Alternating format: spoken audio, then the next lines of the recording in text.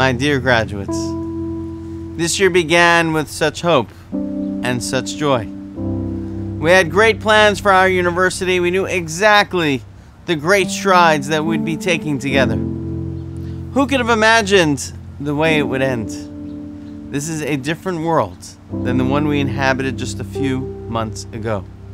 It is fraught with tension and filled with great uncertainty. But while there are great challenges, there are also enormous opportunities. And you, my dear graduates, with your education at Yeshiva University, have been uniquely prepared to navigate the pitfalls and maximize the opportunities. Allow me to explain by distinguishing between two modalities to how we live our lives: the consumer and the covenant. The modality of the consumer is one in which we are very familiar. You want to buy a new computer, you research the market, see the latest developments, find out the most data about your potential purchase, and then you pull the trigger. You want to buy a new suit, look up the prices, see the quality, know what else is around, and then you buy it. First you gain the knowledge, then you make the commitment. And the more knowledge you have, the better. You know, when I was younger, there was a commercial that featured Cy Sims, the man for whom our business school is named. And he used to say his motto was, "An educated consumer is our best customer." The goal is to be an educated consumer. But there's a second kind of decision in which the opposite is the case. Take, for example, the most deeply personal relationships, like in marriage.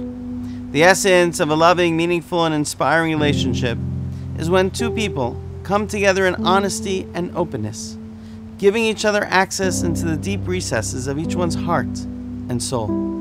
To do this, one needs to remove the protective layers and shields that each individual naturally builds to protect oneself from revealing their weaknesses and vulnerabilities. To reach an evolved, emotionally connected state takes a lot of time and effort. It does not happen right away.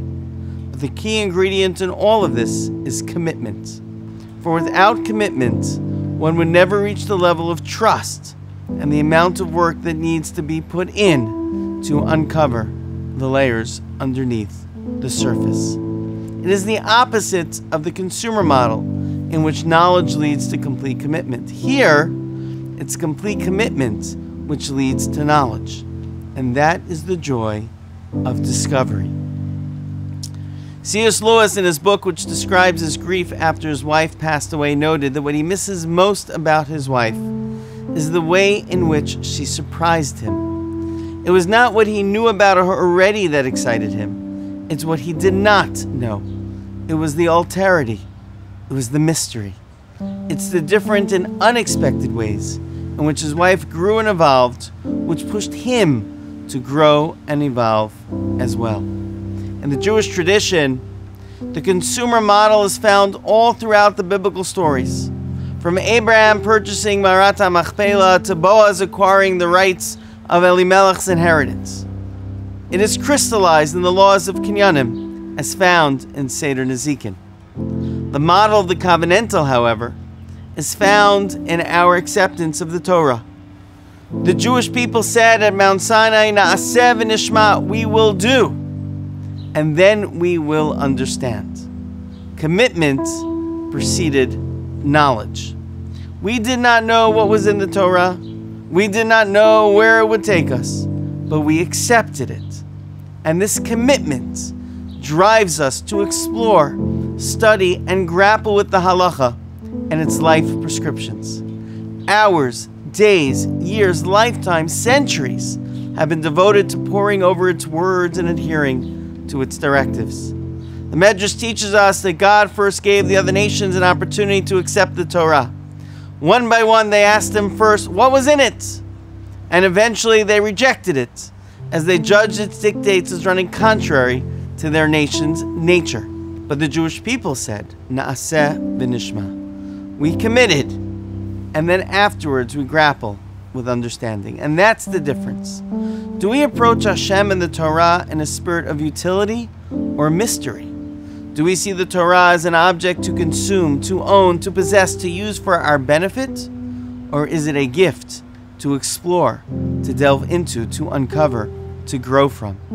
One whose depths of wisdom and insight breeds only greater wonder and curiosity. It's a fundamental difference in attitude. Do we approach it in the spirit of the covenant or as a consumer? And just like with relationships, if we approach it with the incorrect spirit as a consumer, what's in it for me? I will accept and I'll study only what I first understand. Then its true depths can never be accessed.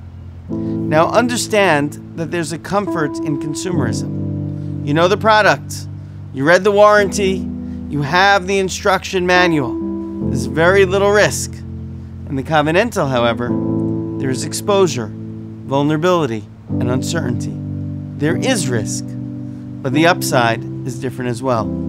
The consumer is only transactional.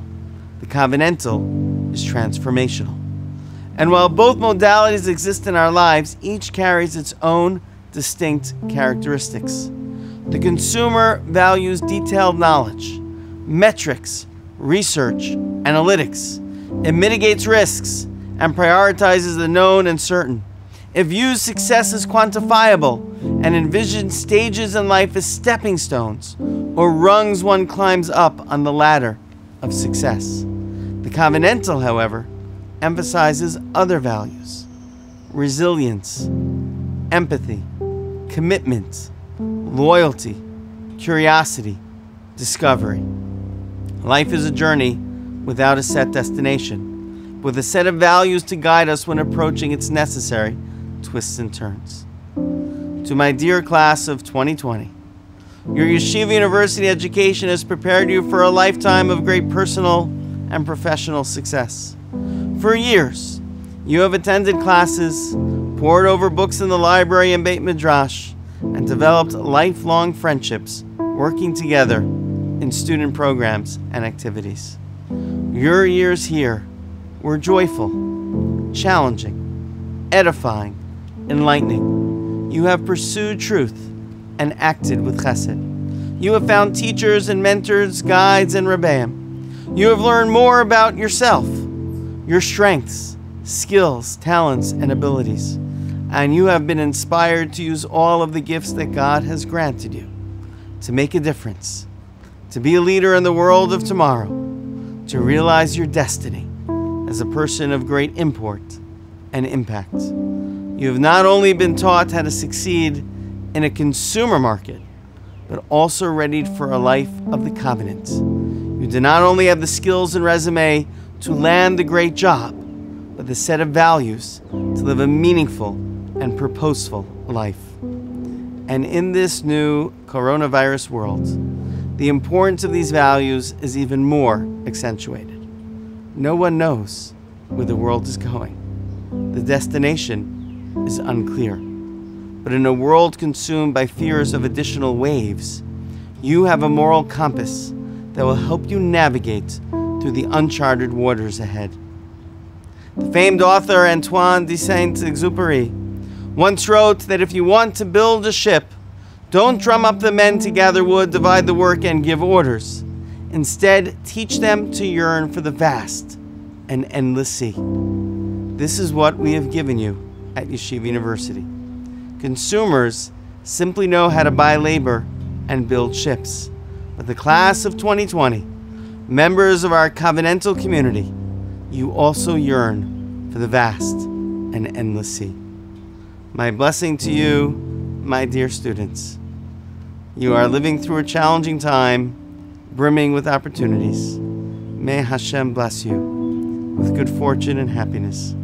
May you find joy in your life, love in your heart, and purpose in all that you do. I have personally been inspired by you, seeing how you've handled this chapter in your life, which has given me great confidence in the way you will write your next one. Mazal Tov to you, to your parents, family, and friends who surround you and love you. We are so proud of your accomplishments and so happy for you today, because we know that this is only the beginning of wonderful things to come. Mazal Tov.